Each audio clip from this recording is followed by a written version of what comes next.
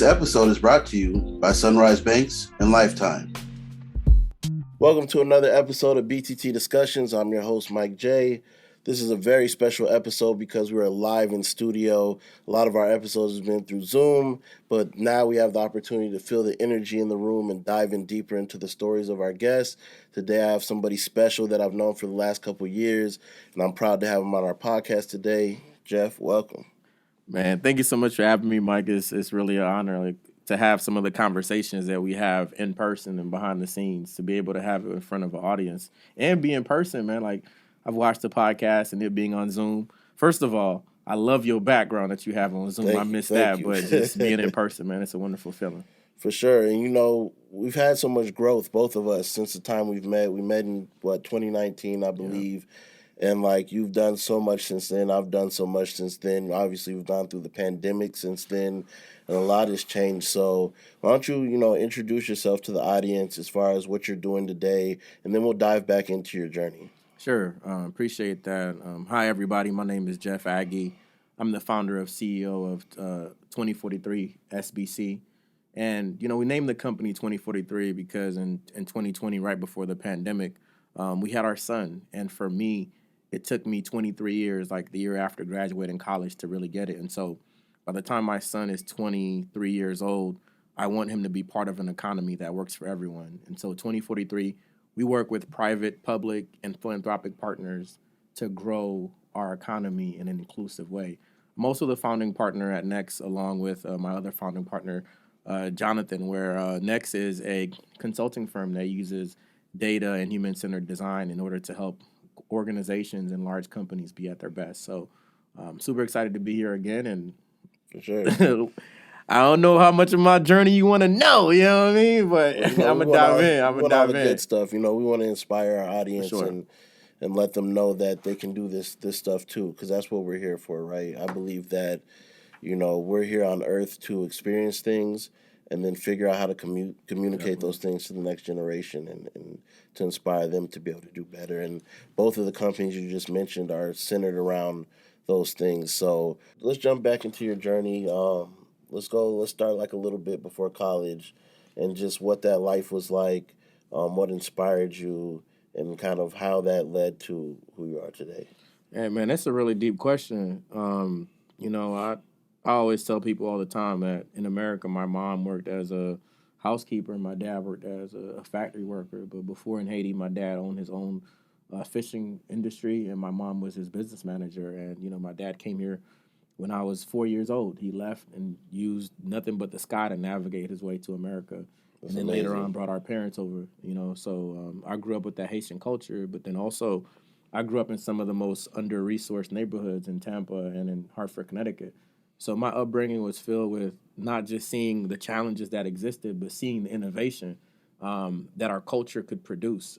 For example, seeing turning milk cartons into like basketball hoops. That's right. Innovation. And so for me, like as a kid, as a 17-year-old before college, like I always knew I wanted to make a difference in the world. And originally I thought that was going to school for theology and trying to be a pastor and a preacher. But the other part, too, is I always wanted to start my own business. And I would tell everybody, like, I'm going to start my own business one day. We didn't see too many people have their own business, but I knew, like, in terms of growing the economy, that was the best way. And really, my parents were entrepreneurs in Haiti, but they didn't have the opportunity to do that here. But I did. And then other thing I want to highlight, too, is the importance of having friends. You know how a lot of times people would tell you, oh, having friends that are doing bad things is a terrible thing. But for me, when I was in high school, I went through some serious depression because my brother was ill, and I used to miss 2-3 weeks at a time, like just not going to school. And it was my friends who was, quote unquote, doing all these bad things that would pull me to the side and would tell me like, nah, like you different, like you're the one. Like, and it was weird being in high school for your peers to tell you like you're the one. And like they would tell me stuff like, you understand the language, you could talk like them and all these other stuff. And like, I used to be like, nah, we all trying to do this. But they would tell me I'm the one. And like, looking back at it, that had a really big impact on me from my peers who oftentimes, because of life circumstances was engaged in things that they wouldn't have had if they had better opportunities for them to tell me like, you're the one. And I still keep that with me every single day of my life. Like remembering that like, it's a lot of people who's counting on me. So for me, going into college, I went to HBCU, so I knew I was going to go to college, and so I took that real serious because I know there were a lot of people who looked like me and came from the same neighborhoods that I came from that wasn't able to go. So it was like, I'm going to college, I'm gonna have a good time, but really, I'm not here to play. Yeah. And that's important too. I wanna dive into that a little bit more. So because that's a comment that I've always gotten as well, as being the one who's gonna make it, Yeah. being the one who's gonna lead and support the family. And on one side, it's cool, right? Because you feel special. On the other side, it adds a tremendous amount of pressure as well, especially as you mentioned, being under resourced. So people are telling you you're the one, but that doesn't come with any resources. Yeah. So you got to figure all those things out on your own. So Yeah. just talk a little bit about how that's impacted you, mentally. Like, did you believe it? Like, at what point did you believe it? Like, you liked hearing it, but what point did you believe it? And then, we all have trials and tribulations. So at what points did you doubt it? And just like, how did you, come to accept that position? Man, you ask all these deep questions, man. He's like soul search. I've never been on a podcast that's asking these soul searching questions. That's why we're here. You're right. I think for me, I kind of knew that since I was a little kid. My mom was that kind of mom who would just always tell me you're going to be great. Who would tell me like you could be anything that you want to be. Who would always tell me like, these are our circumstances and we're going to do everything to make sure you have opportunities.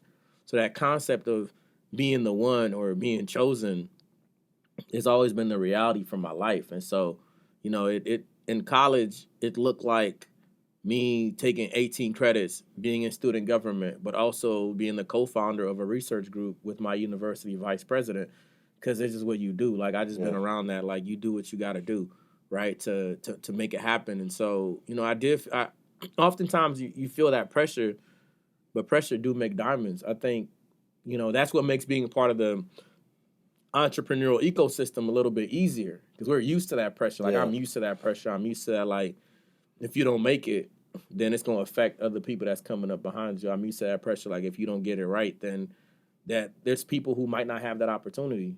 And being able to follow, like you said, a lot of people who are the ones or who people have told them that they're the ones who've opened doors for me. That's been like, no matter how smart you are, how gifted you are, how talented you are, how knowledgeable you are, oftentimes we don't even get on that playing field. So to have people that have opened doors for me to even get me on the field, I feel like it's my responsibility to do that as well. And like what you said about that challenge, like, okay, we're a startup, we've been around for 2 years. Yeah, there's tremendous impact. We've made some noise in the ecosystem and across the country. But when you look at it, I'm oftentimes helping founders while me myself am a founder because it's like, I've been doing this for 10 years, right? So there's some things that I've learned the hard way that it shouldn't take somebody else learning it for them to get it, right? There's times where I'll introduce one of my friends or somebody in the ecosystem to a venture capital firm and they'll invest in them. Yeah. And they still haven't yet to invest in me yet. And it's not like, oh, dang, they invested in them and not me. It's like, man, these doors are being opened for us. And it's reciprocal. Like, I'll say, like, Mike, doors that you've opened for me. It's like, whenever I can, I'll open doors for you. And that's the cool thing about it. It's like, it's this co-opetition versus competition where it's like, you feel like you're the one, but there's so many others that are the ones too. Yeah. And I think why we work so hard is in the future, a kid doesn't have to feel like they're the one. And that's the thing, right? That pressure that comes with it. And it's only because we felt like what my friends were saying when they were saying that, it's because they didn't believe they had the opportunities. Right. And because I was taking AP classes and because I was doing all those things, even though during lunch I was, playing, really gambling, playing cards with them and doing the same thing. Like, they knew, like, oh, you're in these AP classes. They knew, like, for them, it'd be more of a challenge. So them saying I'm the one was less of an honor, oh, I'm the one, and more of a reflection of the opportunities that they didn't feel like they had. Yeah. And I feel like that's why Black Tech Talent exists. I feel like that's why 2043 exists. And we exist to help so that in the future, nobody has to really be the one. Because a lot of times the people who don't look like us, they don't have that pressure. They just can just be. Decide what you want to do and be it. And so I think that's why we work so hard, man, like that pressure. But also I would say that pressure, made us who we are. Yeah. And I was going to say, I feel like there is a cultural nuance to that whole thing about being the one, right? I don't feel like every It's behind the bag. There we go. We talking about the culture, bro. Remember when the lights go off? You know what I'm saying? Somebody ain't paid the bill. It's just saying, you gotta hit a button. I think it's auto though. Move the stuff that's in front of it because the sensor is probably not reading. Can't see. There you go. See how when we start talking about the culture, bro? Yeah. Stuff like this happening. Man, it's a really good conversation, Mike. Mm-hmm. It's about the culture, about to be, you know what I'm saying? Like, it's a nail carnival. He ain't gonna win me no stuff. Okay, ready? We set? Okay. So yeah, I wanted to jump into, that cultural nuance of being the one, because I don't feel like every culture necessarily puts that much pressure on the individual. It's not even sometimes for us just the one in the family, right? Not even like out of your siblings. Like it's out the whole family. It's out the neighborhood. It's out the culture, right? Yeah. And as you mentioned earlier, like we're both the ones for the culture. There's many of us, and a lot of us don't get that shine, and that's why we've created what we've created in order to highlight people and show that there's a number of us. But I think even that amount of pressure that we have, and then to be able to translate that, right? And so, let's talk about what it's like to translate growing up and like believing you're the one, not in a sense of ego, but like knowing that the weight of your family and that people are depending on you to become successful at a certain level, to then give back and to inform and to motivate and inspire like the next generation or even the older generation that never got those opportunities to have the experiences of going to college or traveling or making it to a certain, space in life financially. I think that's a huge burden that we carry. And then we go and we speak to investors and we do pitch competitions and we speak with our corporate clients, and we have to be able to translate that in a certain way. I remember I spoke with a company and we had the intelligent conversation already, right? We went through customer acquisition costs, we went through KPIs, went through all this stuff. And like he just kept going and he was like, well, what's your like unfair advantage? And I was just like, I'm cooler than everyone else. Right? Because that's the unmeasurable thing that you're trying to get me to explain. Yeah.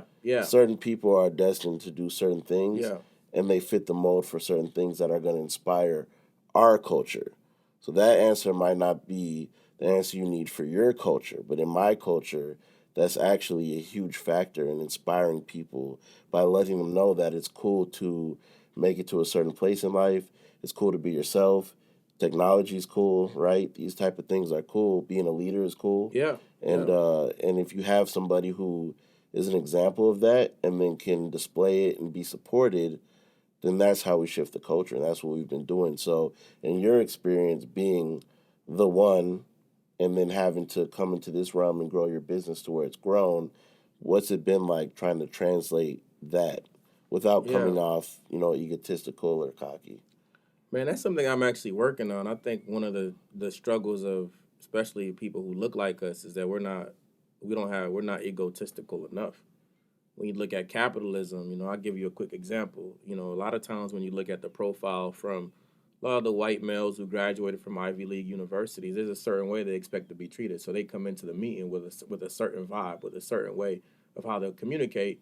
And you got to take them seriously. It's like, nah, they're not here to play. They're here. This is what they know. They know their value. They know what they bring to the table. It's a take it or leave it. As a matter of fact, it's an opportunity to meet with them. Yeah. Whereas a lot of times with us, like we're taking it, this is like a privilege. Where in a lot of relationships, we're adding most of the value, but we're like looking at it as this is a privilege to be in their presence. And so I think that's one of the areas that I'm growing in too. Like, I went to undergrad, I went to grad school, did some of my research at Harvard Innovation Lab and Florida Hospital Innovation Lab. So I've been trained in a lot of the language and ways of how to engage with the business community. So in many ways, like I'm an inside outsider, outside insider. I look at myself like a bridge. So I'm able to explain some of those concepts that I'm learning to my people who might not have had those opportunities. But I'm also able to explain those opportunities to people who don't look like us. And that's kind of like what I think, when we look at it, right? So, for example, organizations that are racially and ethnically diverse at their leadership level, on average, outperform their counterparts by 43%. That's McKinsey, right? We find that through a Bank of America report that America has lost trillions of dollars just because people aren't in the room. And that's because if you're creating a product and you don't understand the cultural nuances and cultural norm, and the majority of the people that are buying the product are the people who look like us, then it's like, wait a minute, this ain't working. So what you see now is a rise of content creators who look like us, who are speaking in the language that we're speaking in. If you even look at music in many ways, the black culture is now pop. You know, when you look at rap, like you look at, I'll give you a quick example, right? So, you know, Gunna, you know, had this whole thing about pushing P, right? And at the time, nobody really knew what pushing P meant. What is pushing P like? But the culture knew what pushing P meant. Right. And it's like, but then you found like Nike made a post, pushing P. You got like McDonald's making a post, pushing P.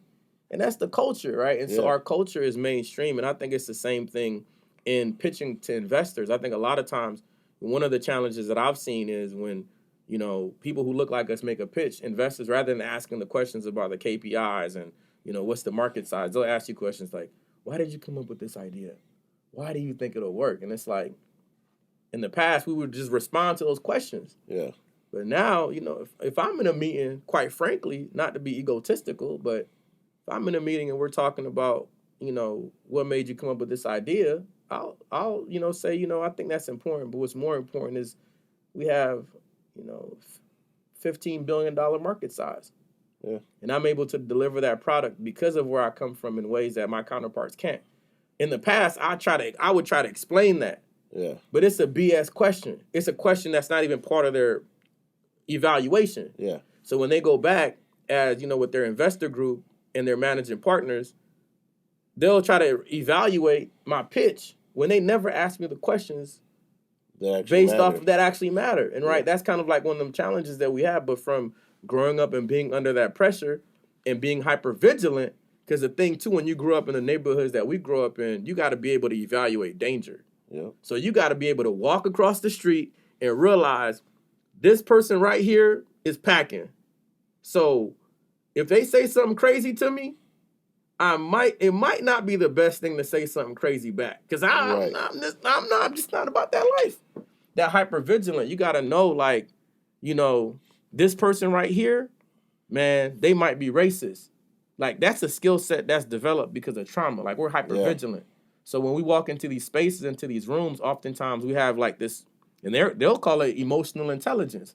We have this emotional intelligence to recognize, oh, this meeting is on BS. Yep. So I'm not even going to waste my mental capacity and energy to engage with you when I know it's not going to lead, again, to the results that I'm looking for. Because you're not asking me real questions. You're asking me questions like, oh, tell me about your, you know, experience. But you're not asking me, tell me about your experience in a way that's going to lead to you making a decision. Right. So now, because of our experience, we're able to shift that conversation. Like, you know, and again, like what you're talking about translating is, I'd be like, you know, actually, you know, I grew up in some of the most under-resourced neighborhoods, and, you know, I know what it's like to have little resources. And as a matter of fact, I could demonstrate throughout my entrepreneurial career how I didn't have to have the resources yet to create Humans Get Together, a brand. I didn't have to have the resources yet to create an app called Prometheus. I didn't have to have the resources yet. We're in development for Promise Nation, where we want to add $43 billion to the U.S. economy. I ain't had to have the resources. I'm able to demonstrate value because where I come from, you don't get the resources. Where you come from, you show it first. Yeah. And then they fund it. Whereas a lot of times, people are asking you to fund something they didn't show. So that's one of the reasons why, like, again, like, Mike, I mess with you as a individual and I have high respect for you, but with you and your team, man, oftentimes y'all doing things without all the resources, and y'all kind of blowing the competition out the water, and that's a direct correlation to the upbringing of the squad. Like it's great to have all the money, we need it, we want it, but if we don't have it, then, you know, we're still gonna operate, and I think that's a value proposition that we don't talk about enough. Definitely, and that's, you know, I appreciate you recognizing that, because that's something that you would think. You know, when we speak with investors and stuff like that would be the value add, but a lot of them still don't look at that as, you know what I'm saying, that resource that's been missing. We outwork people, we outperform, and we, as you mentioned earlier, you're giving resources to your community while still seeking resources for yourself. We're doing the exact same thing, right? And another thing you mentioned is like not being egotistical enough in a lot of rooms. And I think for me, what's worked is, like I said, being myself and going in these situations and not pandering or catering to what they think the situation should be or how they think I should look or dress in these situations. And that throws people off, sometimes in a negative way, sometimes in a good way, where they're like, oh, he's doing this regardless. And for me, a lot of times, even when it came to pitching, I really got better at pitching when I didn't go to pitch to get anything. Yeah. I'm coming to this to see what's up. I'm coming to pitch to see what's up.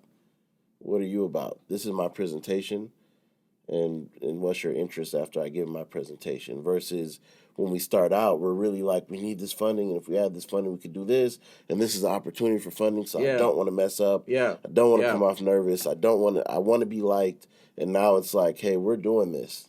You want to be a part of it or not? But I think that's because you recognize your value. Or I think a lot of the challenging things where we live in a culture and a society that's built around, whether intentionally or unintentionally, to give us messages that we're not enough. Yeah. So you never feel like you measure up. Like, I've been in situations where I've been the smartest person in the room, but you feel bad for feeling like I shouldn't feel like I'm the smartest person in the room. But It's like, I put in this work so that I can have this knowledge, right? And it's kind of like we live in a world where, we always got to feel like we're less than. You think about it, like we're always in the position of feeling less than. So when we approach these situations, the expectation is you should feel less than. But by feeling less than is the same criteria that oftentimes they'll use. Like I've seen so many times, I used to work with startup founders all the time, like Black and brown startup founders and white women as well, where the investors will use the fact that the founder doesn't think big enough as a reason not to invest. But when I'm coming in thinking at thinking of my idea at its biggest, then it's oftentimes, again, this person might be too arrogant. Yeah. And so like with what you're saying, Mike, I feel like I'd rather lose as myself. Like that, I've come to the conclusion that I could always get a corporate job. I can always get another job. A lot of times we've invested our own money into this, and it's like I'd rather lose being me. Right. And I think when you come to that point, like you've come to where it's like, this is me, and I'm actually pretty dope.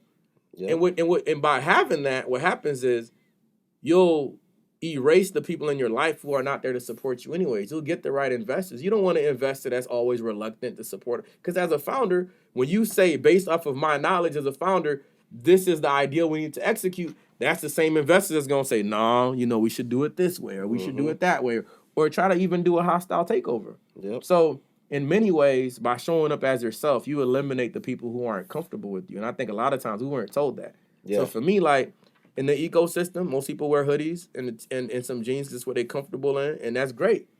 I feel more comfortable. I grew up in the church, you know what I'm saying? I feel more comfortable in a suit and tie, but I'm going to rock some white shoes, you know what I mean? I'm going to rock some tennis shoes. Your sneakers, I got to have my sneakers on. It's like, I used to feel like, man, am I overdressed or am I this and that? It's like, no, this my vibe, this my energy. But now it's the expectation. When I show up, they like, I wonder what Jeff gonna wear today. You know what I'm saying? It's part of my personal brand, right? Same thing with you in the throne. I'm pretty sure when people first come in, they like, when you were doing the podcast on Zoom, they like, who does this guy think he is sitting on the throne? Well, I think I'm that guy. Yep. And that's it. And then it became part of the brand. And I told my team early on, I was like, you know what's gonna happen? And they're like, what? And I was like, the moment I remove the throne, people are gonna ask where it's at.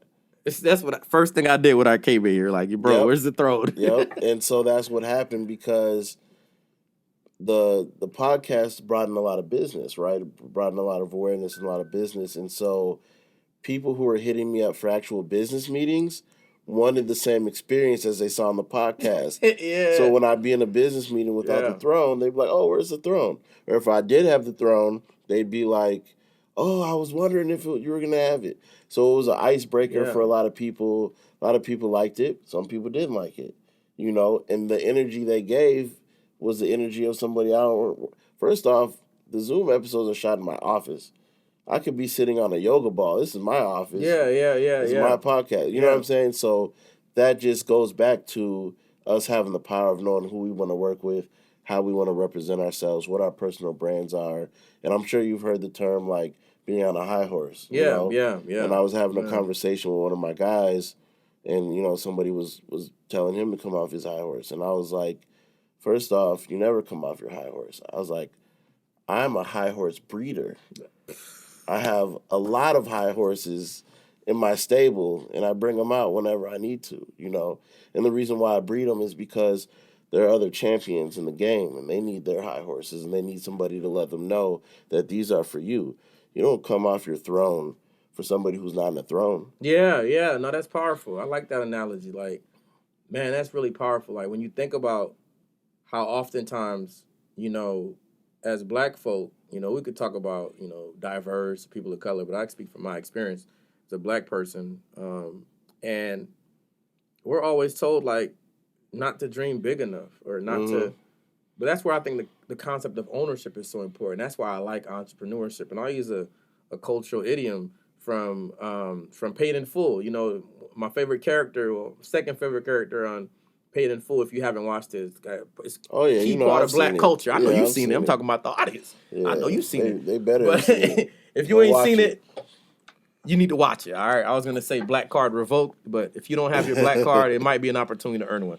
But in Paid in Full, Money Mitch talks about the dangers of kind of like the occupation that he's in, But he says, but I love it. I love the hustle. Yeah. That's how I feel like about entrepreneurship. It's not always as sexy as it looks. It's a lot of long nights, a lot of challenges. What I love about it is what you just said. Because you own the podcast, because you and your team own the podcast, you can say whatever you want. Yeah. You can do whatever you want when you own it. And I think that's the part for me that's another method of activism that we don't talk about enough, right? We talk about protesting, we talk about fighting for our rights, and I think those things are noble, and I think there's a time and space, and I think it's important.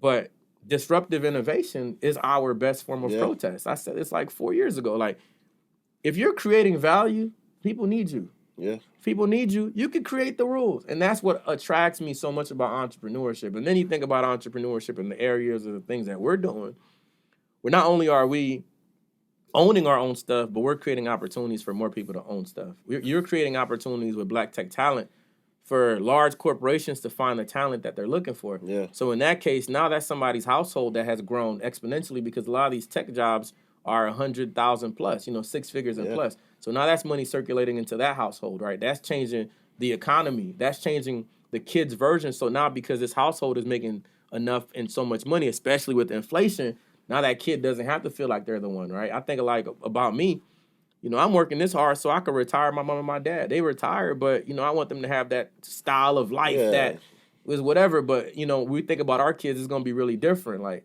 we're going to be planning for their upbringing and their retirement. Like, they're going to have, one of the, I tend to be someone who's spiritual, at times, and I try my best to be. And there's like a text in Proverbs in the Bible that just really blows my mind. It says that a righteous man leaves an inheritance for his children's children. So when you think about people feeling some kind of way about us acting bossy or feeling like, you're on a high horse or feeling like you don't understand, like I'm trying to leave an inheritance for my children's children because I didn't have that. And when you think about it, like, this, I'm trying not to get emotional by saying this, but when you think about our great-grandparents, being their full self and sitting on a high horse meant they got killed, bro. Yeah. They were getting brutalized and murdered and killed for standing up and being somebody. Yeah. So if I'm in a generation in the time now, all I'm getting is criticism because they might say, you think you're all that. Hey, that's cool, bro. 3 generations ago, we was getting killed for being all that. We wasn't even allowed to do that. So for me, I feel like we have extra reason to boss up. We have extra reason to be on our high horse. We have extra reason to walk with our shoulders squared. You know what I mean? MLK said this famously, a man can't ride your back unless it's bent. Yep. And I'm convinced that a lot of us are told to be bent so people can have the opportunity to ride our backs. Definitely. And so for me, I'm excited for this generation of entrepreneurs and the work that we're doing because, one, we're owning our own things. Everybody's doing business with one another. Like, when you think about the place that we was at for your birthday, we was bringing business to Chris. Yeah. And Chris is supporting so many entrepreneurs with legal services and everything else that he got going on. So it's like, we're circulating the dollar amongst owners. Yeah. Yeah. So if we own our own stuff, man, we make our own rules. That's the golden rule in this generation. The golden rule is those who have the gold make the rules. So we want some more of that gold. Definitely. And what you just said, especially at the end, that's why we with Black Tech Talent took the community approach, right? A lot of people, especially in the beginning, were like, "Are do you just do events? Are you recruiting? Is it just the job board? Like, is it the merch? Like, what is it?" And like any startup, we're like, we're doing a lot of things to figure out what's going to be our main driver. But ultimately, our goal was to be the number one community of Black technologists. Minnesota, we've already locked that, and we're one of the top in the country, right? Mm-hmm. And so, and it's been less than 24 months, right? And so, but even with that, there are people who are like, they don't understand that community portion of it. And just what you said, I can throw my birthday, have 30, 40 people show up.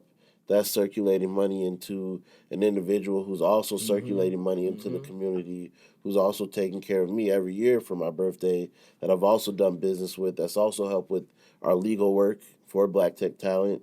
You get what I'm saying? So now, even though we may not have that family structure, some people do as far as your actual bloodline, where it's like we circulate the money here. All the siblings work together in the family business. I didn't have that. Some people do, some people don't.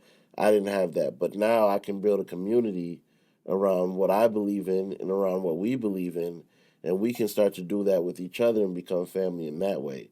And so when people ask things like, why not just focus on recruiting and leave the events alone? Well, your next question is going to be, where do I find people to recruit, right? Then I get asked the opposite. You know what I'm saying? Why not just do the events? You're really good at that. Leave the recruiting alone. And it's like, well, I'm really good at the recruiting too. And why would I bring thousands of people together that are looking for resources and then not facilitate those resources? I don't think any other business person would be asked why they're capitalizing on all the opportunities that they've brought to the table, right? And so for us, community is a huge thing because it gives us that opportunity to facilitate the resources that are being brought to all of us, especially those of us that are the ones, right? Do you think, I got a question with what you just said, Mike? Yeah. Do you think they go to Pepsi and say, why are you making a dark cola when Coke already exists? It's like, it's a lot of people who want cola. Yeah. So, do you think they're going to Dr. Pepper and be like, why did you have to add 23 flavors when we already have Pepsi and like, when it comes to us, they don't do that, right? But when it comes to us, oftentimes it's like, man, Jeff, you're building out a company 2043. Like, how don't you just focus on that? Why you got 3 brands? Yeah. Like, well, because we can. We can. And because in order for us to achieve the goals that we want to achieve, these are the 3 brands from which we do it from. Like, you're not going to ask Target, why do they have all these brands in their store? Like, Target owns a number of the brands. A portion of the brands in their store. Yeah, of course you have external brands. They're competing with their clientele as well. You know what I mean? So it's like, and it's interesting, we get asked those questions, and I used to kind of get offended. But now, when people ask me those questions, I ask them why not. And I'm not saying why not to be a butthole, but I'm asking why not legitimately. Yeah. And oftentimes they don't have a reason why not. No, they don't have a reason. What it is it boils down to there's been this mistrust when it comes to Black people and money and resources. And so that's why every time somebody has a solution for us, is to donate something physical, a playground, a basketball court, a community center, a swimming pool. And then even when they do those things, they don't appoint Black people to run them. They have white people go in and run them, and then may hire some Black people under them. They don't trust us with money. They don't trust us to facilitate our own resources. And so when we're doing stuff at a high level in business, they're looking for reasons where we would mess up the money. So it's not about you having multiple brands. It's about, how do I trust giving money to you and you don't run off and do something else? And this crazy part of what you're saying that's so true is that we've been doing this stuff with low resources. Yeah. So the wise thing from a business standpoint, everybody knows a asset that's undervalued is the best asset to invest in. You never invest in an asset that's overvalued, you don't make a real return on your investment from that. But wise investors found undervalued assets. Yeah. And if you know that we're the undervalued assets, then that would even give you more reason to invest because you've seen what we've been able to do with little. And, you know, to whom much is given, much is required. But I've been doing much with little. Yeah. So it just makes sense to make that as an investment. And I think that's where, I think it's going to take the next 10 years, bro, for founders who look like us to have big exits, to have real success. Yeah, we're the ones who are going, we're the first generation of founders that's going to go through all the hard stuff. We're going to get all the mud slinged at us. We're going to get all those challenges. But I think that next iteration of entrepreneurs, because we'll be the investors, it's like, oh, we get, like, when a black woman comes and tells you about this hair product idea and you have no idea that black women in the beauty section are such, you know, so big, huge consumers. Yeah. Instead of being like, oh, I don't know why somebody would want that for their hair. Well, you know, you're not a black woman. Right. You know what I mean? And then you find out, oh, man, black men want the same. Like, I use all my wife's products. I'm not going to lie to you, bro. Like, it's like, now I'm like, hey, don't forget to get that Shea Moisture. Right. I'm using it. You know what I mean? But it's like, if that's, we'll have more people who have an understanding, like we were saying earlier, of the culture and cultural values. I think in the past, I tell people this all the time. I'm unapologetic about it. I think in the old iteration of the world, communities of color, especially black communities, historically in America, even when you look at during times of enslavement, would come up with all the with so much of the innovation, but we had no ownership of IP, no intellectual property, right? And we had no ownership of our ideas just in general. So people who looked like us were tasked with coming with innovation, which is born out of struggle, but then folks who don't look like us would capitalize on those innovations. And as you know, investors over time make way more than anybody who's working. Yeah. In the next iteration of this world and of this world order, we are both creating the innovation and capturing the value. Yeah. And that's what's going to change in the next 20 years. That's what's going to change fundamentally when you look at Web3 and some of these other technology solutions. That's what's going to change the equation because we're in mass, we're going to move from being consumers to producers. Yes. And that's what, for me, it's like when I have the equity conversation with people, you know, people talk about the moral obligation. Listen, this moral obligation has existed for all this dang time. Yep. So obviously that ain't the move. If I keep telling you about something and you keep seeing it and it's not making a change, that's why I make that economic argument because all the numbers and data show it. So for me, it's like, but even when you look at from an investment standpoint, right, from an investment portfolio, no wise investor would invest in one particular stock, right, or one particular asset class. We know that a diverse portfolio is what protects the most against risk. Yep. So then why would you not invest into a diverse portfolio? Yep. You're doing that to the detriment of yourself. Yeah. And I found that to be a much more compelling argument for funders than, hey, you know, I know we've been wrong for the last, 400 years, and what's up with that? Right. And I think a big thing, too, is for them understanding that because we've done things with a lack of resources, it means we're often better with money. That means usually you've built some type of community, big or small, around what you're doing to be able to do more things with less money, right? It also means that you're going to treat their money like it's your money in the sense of protecting it because you know what it was like to not have that resource, right? And on top of that, we think differently. We're financially literate. You can have startup founders that aren't black that may know the basis of finances, but their kids, or they're in college, and they have an idea. Maybe it's a great idea, and now they have the pressures of figuring out the real world. We've been in the real world this whole time. Man. When you're a kid trying to help your parents figure out how to budget the bills, what do you think is going to happen when you finally get the actual resources to fund the things that need to go where they need to go? When you grew up knowing, okay, cable bill, they going to let me slide for a week. They going to bug me, but they going to let me slide. So phone bill, they going to cut me off tomorrow. So I'm going to pay the phone bill. I'm going to figure out the cable bill, Water bill, they ain't really going to cut it off for another month. So we going to skip that, and then we going to call and make a payment plan when they do threaten it. We know how to maneuver and handle finances. We know how to negotiate. And a lot of it is us understanding we have those skills, polishing them, translating them to the industries we're in, and then tackling it with that I level think of that's confidence. what's new though, is that I think we are just now learning how to do the translation, because I think Yeah. before we always had it. We just we always had it. We just didn't have that translation, right? And Yeah. we didn't see it as value. And I know our time's getting ready to be up in the next 5 minutes, but I think for me, you said something that was so powerful, man. Like my dad never, he was a prolific entrepreneur back in Haiti, but he never went to school and know how to read or write. Yeah. My mom, she didn't really know how to read English. So I think about, like, man, as a third grader, I'm reading letters from my parents. Yeah. As a fourth grader, I'm reading letters from the bank. As a fifth grader, I'm reading our mortgage. Yeah. You know what I'm saying? Like in high school, I'm looking at this is a subprime mortgage. This is really bad. We got a bad deal. In '08, our house got foreclosed. Yeah. But it's like I had to do all those. I'm reading legal documents, man, as a high school student, and it's like you don't realize the value of that because you think that's everybody's reality. Right. So now, it's like as a writer, I used to write a lot of stuff for a lot of my friends. So people often will read my stuff and will I've ghostwritten for presidents of institutions. So people will read some of my stuff and be like, oh man, it's a really compelling story. Well, I only learned how to do that because I had to.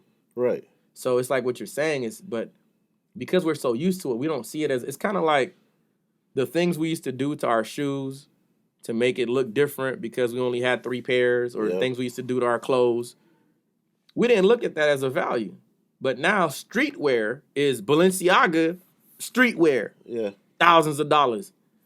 Louis Vuitton streetwear. Thousands of stuff that that was just what we did because we had to. Yep. We had to wear oversized. You see pictures with your brother had the suit, so now you get the suit. Yep. It's oversized. People making fun of you. Yep. You looking at Justin Bieber at the Oscars or the Grammys? The Grammys. This man got an oversized suit. Yep. How much you think that costs? Thousands of dollars. Yep. It's like the culture is the currency. Exactly. And so I don't think we saw that as a value before, but now it's just so clear. So when we're talking about a black tech talent, it's not just about, finding somebody who fits the position. There's a ton of recruiting firms you could do that with, but it's about finding a talent who also understands the culture and the customer. Yeah. So when you're getting a recruit from black tech talent, you're not getting someone who's just qualified because that's a given. They wouldn't even be able to get the job. But you're getting someone who has a deep understanding of culture and of nuances, of things that they're adding value to the team in ways that they wouldn't have to do it. So why wouldn't you hire black tech talent? Like, they have a competitive advantage that others don't. So you could hire the other firm if you want to, but you're missing out on those relationships. Yeah, you're missing out on all the good stuff. And one thing about us is, when we take on corporate clients, especially for recruiting specifically, like we do the pre-screen interviews, and then we go back to the company once we find the candidates, and we have the conversation about the candidates at a high level and at a cultural level, so they understand what the barriers may be that they wouldn't catch. So we don't even just, put up this sign that says Black Tech Talent and still operate as everyone else. We literally go in and be like, okay, these are the things that I see that may not catch your eye, or these are the things that would catch your eye. And I want to have a conversation about that to make sure you're still interested before I feed them to you. You know what I'm saying? Send them to you so you can schedule an interview. And that's worked. Yeah. It's worked for us. And that's very important, And that's why I said it goes back to community. Had taken in a community approach instead of a very transactional. You need a job? Here's the opportunity. Oh, they didn't hire you? Okay, we're not talking to you again until we find something that matches, right? We're in this together. We're here to solve a problem. And the problem is continuous, and that's what we're here to do. Before we go, though, I want you to talk a little bit about your new project you just launched, Prometheus. I was at your event. It was a beautiful event, a lot of great people, great panel of people, and I just totally enjoyed that experience. Networked with a ton of people. It was a little bit, you know what I'm saying, overwhelming. So many dope people were there. Yeah, yeah. I was. I had hit you beforehand, and I'm like, yo, I'm just gonna be in the cut. Like, I'm gonna come support, but I'm be in the cut.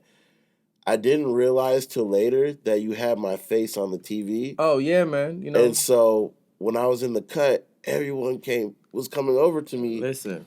Which I love, of course. You Yeah. know, that's part of the game. But I was just like, like, this is cool. Like, a lot of people, and these are new people I had met. So it's like, and then I go to grab food, and the TV's over by the food, and I'm like, oh, that's man. That's we wanted to, like I told you, you know, so honored that you're able to join us, man. We wanted to feature our vendors, and I think that's the amazing part about that brand. Humans Get Together. We're bringing diverse people from all over the ecosystem. We had corporate people, we had foundations, we had investors, we had entrepreneurs. And for us, we just knew if we could curate a room, like we're saying, understanding our culture, we can curate a room that's psychologically safe, then people would just naturally make those relationships. And for us, it was important to highlight you, Mike, and all the things that you're doing in our ecosystem, and in Black Tech Talent and your team who came out there. So, for me, in terms of Prometheus, our next goal is to add more resources. App.prometheus.io is to add more resources, because again, we want to create an opportunity for people to get resources for free. When you're a founder and you're wondering, oh shoot, where should I, who's the next accelerator, right? It's important to go to accelerator that's going to give you some bread as being a part of it. So we have accelerators on there and make it easy for folks to know, oh, should I be applying to beta? Well, have that on there. Like, so we just want to make it a one-stop repository for resources, but also the community aspect of it where people can build relationships in there. I think it's going to be amazing. What I'm really excited about is Promise Nation, man. It's going to be the brand that we come out with in May. I'm going to Europe for 10 days. I'm going to D.C., awesome. I'm going to Brussels, and I'm going to Berlin to build relationships with political and business leaders in Europe, because I think it's an opportunity for us to bring back investments back home. And for me, this Promise Nation is our approach to adding $43 billion to local economies in an inclusive way by 2043. That's the whole reason why our company is 2043. And it's called Promise Nation because, I came here when I was 7 years old, bro. Like, it's a lot of challenges and a lot of issues with America. Like, it's real. At the same time, many of us believed in this American dream that we were promised. Yeah. And I think it's about that time that it's realized. So Promise Nation, we're looking to add $43 billion to local economies by working with private, public, and philanthropic partners. We're going to do a capital raise. And, we're just looking for folks who, A, want to invest, B, who want to support and donate, and C, partners who just want to pledge. Yeah. And so we're really excited for the future, man. I'm grateful for the opportunity to be on this podcast, to talk to your listeners, man. But just even to talk to you, like, I felt like these are the conversations that we have. Yeah. Sometimes Mike and I will be on the phone for 2-3 hours. And, like, to be able to have that on a podcast, that's just showing how, because I own this, man. Like, I wouldn't feel this comfortable, to be honest with you, to share some of the stuff that I've shared. Like, I'm like, oh, that's behind the scenes stuff. But to be myself, man, I'm grateful for that opportunity. And, I can't wait to keep building with you. For sure. I appreciate you coming, and I know our guests are going to appreciate your story and just, everything that you've been through. You know what I'm saying? Hearing about the journey from Haiti and how you had parents that were great back home, but came over here, and because of a language barrier and opportunities and racial barriers, you had to step up and become the one, And that's why, as a high horse breeder, you know what I'm saying? I had to have you on the show. You know what I'm saying? I appreciate it, too. A shout out to Mike, 40 under 40. Techni Awards, more awards to come, national awards, man. We doing big things. Mike's going to be in Miami, all national, international. So, like, man, we doing it, man. Like, yes, sir. When we think about when we were kids and we wish we had these people, man, we the people that we saw.